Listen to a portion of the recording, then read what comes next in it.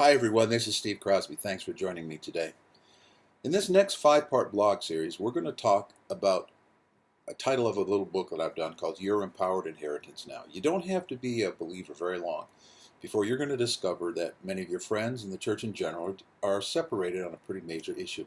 That is the issue of charismatic gifts. You have some folks that think all the charismatic gifts persist for all time till the return of the Lord, including all the ministries of Ephesians 4:11 through 13.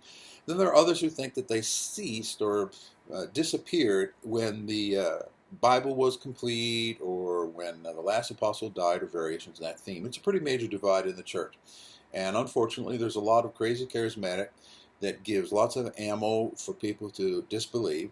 And unfortunately, there's a lot of nasty fundamentalists that think they're God's agent in the earth to stamp out demonic manifestations of false signs and wonders. Both extremes are unfortunate. And normally when this issue is brought up, it's a lot of fussing about the gifts themselves. Tongues or no tongues, miracles or no miracles, healings or no healings. And to me, the issue is worth a little deeper look, and that is, what are the implications on this topic of the full humanity of Jesus? Otherwise, was he God in disguise?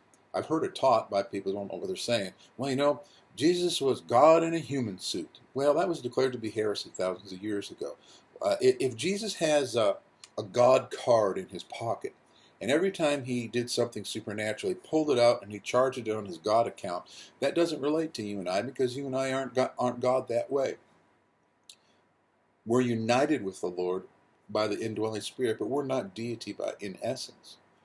So if Jesus did those things because he was God in disguise, it has no bearing on us.